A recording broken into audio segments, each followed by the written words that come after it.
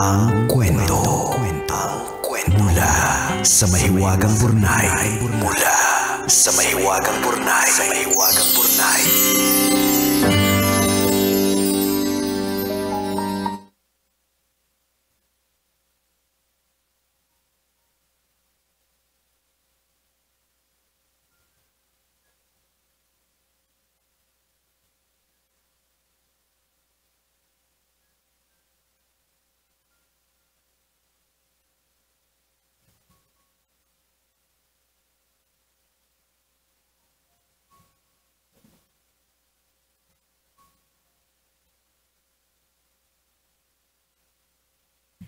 Dear Nicole and Diego, itago niyo na lang ako sa pangalang Malu, 25 years old, at kasalukuyang naninirahan dito sa Pasig.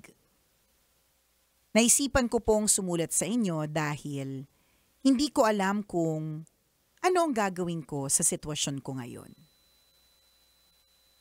Sana po ay mabigyan niyo po ako ng payo. Ganito po kasi. Single mom po ako to a 3-year-old girl. Yung dati ko pong kinakasama na tatay ng anak ko, hiniwalayan ko kasi napaka-irresponsable. Tambay na nga sa kalye, nalulung pa sa droga. Wala pong ambag sa buhay ko kung hindi bukol at pasa kapag high sa drugs. Kaya naman, binitbit ko ang anak ko at nilayasan ko. Nagpakalayo-layo po ako at naghanap ng bagong trabaho. Swerteng nakakita naman at ng trabaho at dito ko naman nakilala si Entong. Hindi ko akalain na magkakagustuhan kami kasi 5 taon ang tanda ko sa kanya. Ipinagtapat ko sa kanya na may anak ako sa una kong kinakasama.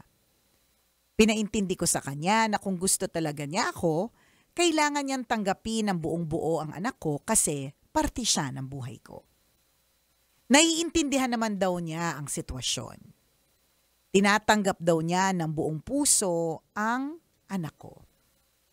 Kaya naman nagulat ako dahil nang magsama kami sa iisang bubong, nag-iba ang ihip ng hangin. Ramdam ko na ayaw niya sa anak ko. Hindi niya ito pinapansin at madali siyang mainis dito.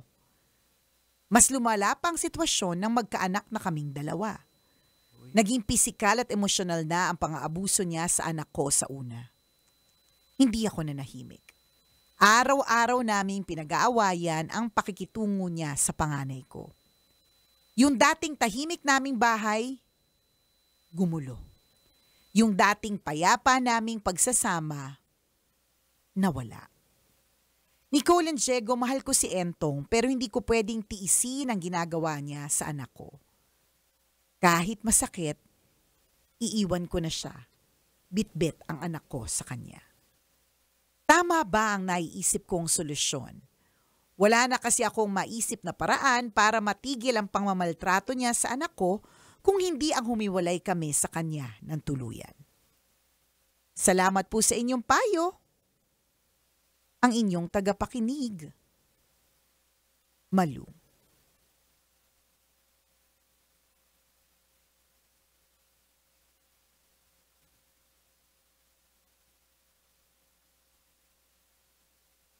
Kalungkot naman tong nangyari sa'yo, Malu. Kaya nga eh. Oo. Pero syempre, because yung kinakasama mo si Entong ay violent, of course, hindi mo dapat, katulad ng nangyari sa'yo sa una mong asawa, hindi mo dapat siyang itolerate. Yan. Yun lang yun. Ako personally nakita ko kagad yung pattern eh. Oo, may pattern. Oo, the same yung nangyari doon, sinasaktan ka nung adik mong kinakasama. Correct ka. Pangalawa, eto na naman, nananakit na naman. Correct ka. Sabi nga dun sa isang libro na nabasa ko, break the cycle before the cycle breaks you.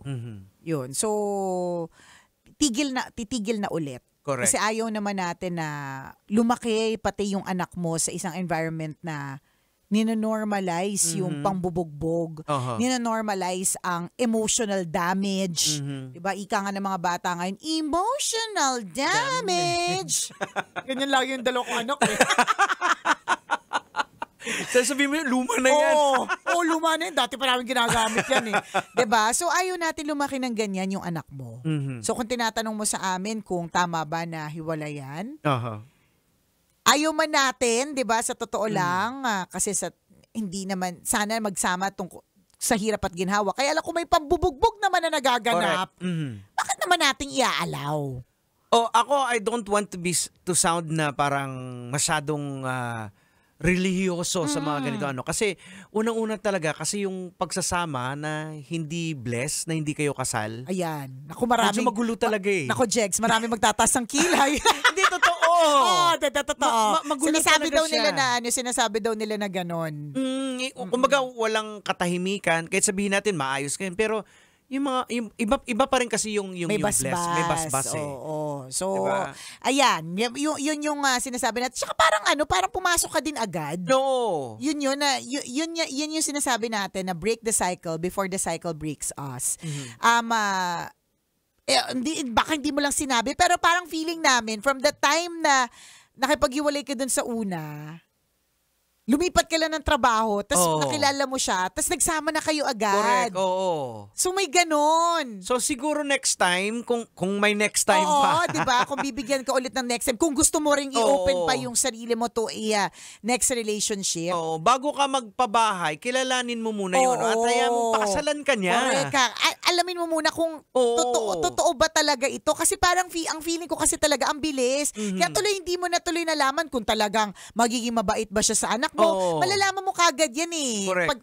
Pagka kinikilala mo siya, unti-unti, at nakakasama mo siya kasama yung anak mo, malalaman mo how he will treat her eh. Nagulat nga ako sa flow ng kwento niya eh. So, nang pinapakinggan ko, akala ko yung boyfriend lang. Oo, Tapos hindi, biglang nag-live-in. Oo, tapos Diba? nagkaanak kayo. Uy, alam mo, Jex, nagbago ka na talaga. Hindi, kasi, ewan ko kung naalala mo to ha, pero naalala ko to. Mhm. Hindi ko matandaan kung papaano ni-discuss, was it on air or habang nag-iinom? Bakit lagi habang nag-iinom? Bakit lagi kasama? Bakit lagi kasama yung nag-iinom? Or discussion in a meeting? Oo. Basta, I remember it na ikaw yung nagsabi nito na tungkol sa living in. Mhm. Parang sinabi mo, or discussion mo ba sa dating DJ, tas narinig ko sa ere, basta whatever. Basta ang paniniwala mo kasi dati, is okay lang na mag-live-in muna. Para at least makilala mo muna siya. Para pag hindi na okay, di at least madaling kumawala. Parang ganon. Oo, tama. Tama, Oo, di ba? oo, tama, yun yung paniniwala Mo dati. Oo. Nagbago ka na talaga. Wala na talaga yung sungay. Oo, kasi tanda ko yun kasi alam ko taliwas yung paniniwala ko kasi hindi ako naniniwala talaga sa live-in. Oo. Parang hindi talaga. Parang gusto ko talaga na marriage. But again marami pong magtatas ng kilay, Correct. magkukunot ng noo at ninipis na bumbunan dito sa topic na to kasi kanya-kanya naman talaga yun. Tama. And si Diego At before, patunay ako si Diego ang Kasi patunay na before. paniniwala ko talaga, ganun, Yun talaga. okay lang. 'Di ba? Kasi yun talaga eh. Parang, Oo. ba't mo ko pakakasalan? Hindi naman ako sigurado. Parang ganyan eh. Oo. Hindi ko alam kung sa area mo siya sinabi. Basta. Tingin ko baka sa ere, Oo, sa tumatak ere. siya talaga sa Oo. isip ko na, grabe, yun yung in-influence niya sa mga tao. Sinasabi niyang okay lang yung live-in. Pero kasi, again, kanya-kanya eh. Tapos hindi na ganun yung sinasabi ni Diego ngayon. Parang ibang tao po yung kausap. Nakakaloka. And the perfect, and this is also a perfect example that people can actually change. Meron pong pagbabago na pwede mangyari and people can change for the better. Yes, Minsan kasi oo. inisip natin na, hindi, hanggang ganyan na lang yan, masamang tao, masamang ugali, lasinggera. Mabubulok na lang. Diba? Isang araw, bulok na lang yan, di ba? Kasi yung pagkatao niya, nabulok, di ba? Pero hindi eh. Meron at merong gagawin ang Diyos sa buhay niyan para Yes. magbago yan. Oo. 'Di ba? Kasi talaga natatandaan ko yung sinabi mong yun. Tapos ngayon, ibang-iba siya sa sinabi mo. Ngayon, just now. Even nga actually dati ito naman sa mga homosexual, sinasabi ko dun sa na okay lang yan, tuloy mo yan as long may ginagawa kang, wala ka namang tinatapakan, no? Tama naman yung ginagawa mo. Okay Nako, daming kilay na tataas! Pero nga, Pero yung paniniwala mo, hindi dapat. oo, Ganyan. hindi dapat. Meron ako nakausap na pari na sinabi niya na, syempre gusto naman nating ilapit lahat sa Oho. simbahan. Mhm. Gusto natin na wala tayong ibang mission kundi to save souls. Yes. To make sure na mas marami pa ang mapapalapit kay Lord. Mhm. Ganyan. So, and that would mean, kahit na iba yung mga preference, Oho. ganyan. Pero ang sinasabi nila, hindi naman paano ko ba sasabihin? Baka mali eh. Basta Hindi, ito. yung sa basta ang sinabi niya is yung part na sexual. Mhm. Yun yung wag. Ang Ganon, ano kasi din pamantayan dyan eh. Nakakaloka! Controversial! Condemn the sin but Oo, not the sinner. Yan. Oo, not the sinner. Oo. So, inihikayat mo pa rin sila na lumapit, ganyan. Pero Oo. yung act na Oo, ginagawa, pwede mong yun sabihin yung na ipaintindi mo sa kanila Mhm, na na- yung act kasi na hindi ganon, tama. ay hindi tama. Oo, pero mahal kita Oo. bilang kaibigan. At tao, Oo. di ba? Mga ganon. Ayoko na lang eksena. yun nga, sa kasalanan na ginagawa mo. Pero bilang tao, Mhm. kaibigan tayo. At accepted, correct. di ba? Oo, dapat Oo. ganun. Dapat gano'n. Huwag naman ng high and almighty na Oo, parang hindi. walang kasalanan na ano. Oo. Huwag nating husgahan yung tao. Wali, yung oo. kasalanan yan. Correct, Kasi lahat correct. tayong makasalanan. Totoo! Gusto nyo bang umpisahan? Pagising pa lang kaninang umaga, di ba? Ano? Ano na yung mga kasalanang nagawa? So kami admittedly, Oo. di ba? So babalik tayo. Kaya siguro may pa-statement na ganyan si Diego. Oo. It can raise a lot of eyebrows, Mhm. di ba? Pwedeng, grabe naman, high and almighty ba siya para sabihin niya yun? Pero opinion yun eh. Opinion niya yun, una. And may mga nagbago sa kanyang buhay to change his Yeah. old perspective. Ganon. So, kung wala ka pa doon at hindi ka darating doon or hindi natin alam, di ba? We also respect yung kung ano man yung opinion. Nagkataon lang, kami yung may mic eh. Oo. Ikaw ngayon na iba yung opinion. Ayan. Sorry, wala kang mic. Wala, hindi ka Oo. tagal ng radio. Sorry na, Oo. di ba? Sa akin naman kaya Oo. nagbago yung perspective ko because of, yun nga, na natutunan ko yung word of God. Na ay, ganito Ito pala. pala yung nasusulat. Ito diba? pala. Ito pala yung dapat. Oo, mali yung pagkakaintindi Ganon. ko. So yun yung sinasabi mo kay ano pangalan Malu. nito? Malu. Ay, malu. Ang bilis makalimot. Kakabasa ko lang kanina. Kaya ako Oo. ninunote ko palagi. Si Malu, 'di ba? Oo. Na maaaring hindi na pag-isipan. Oo. Ang bilis. Correct.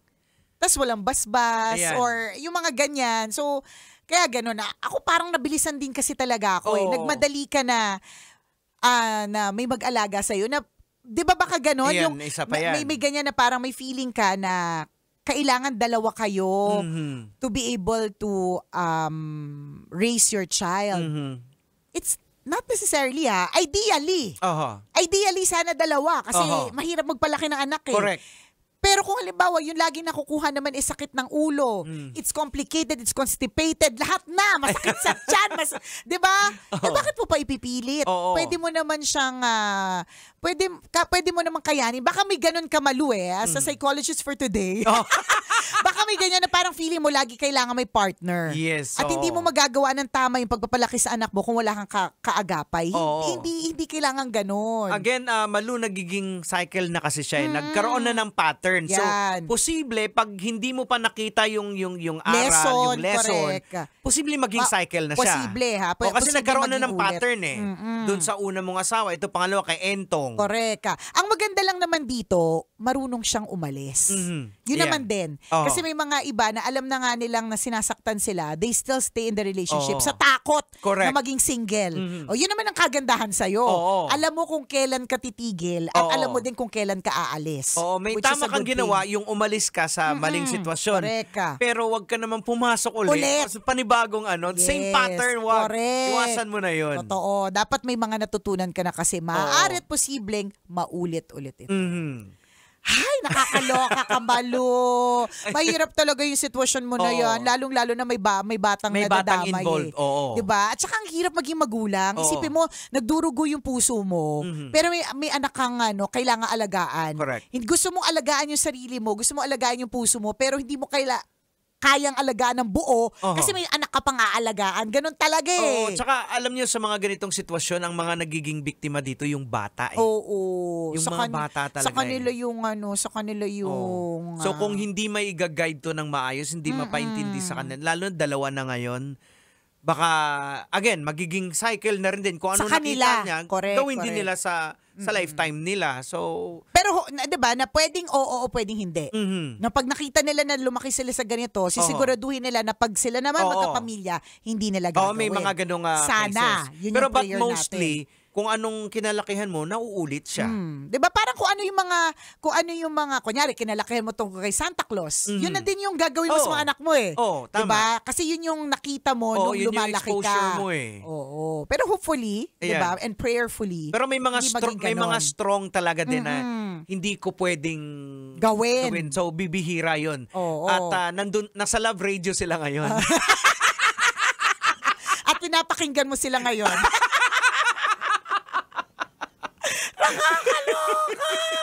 Malu, sana may napulot ka naman sa aming mga pag-eeklabu Oo. ngayong araw na ito. Saka At, pagdasal mo sarili mo para yes. makita mo yung kung kung ano talaga. kung saan talaga. Oo. Kung saan ang tamang liwanag.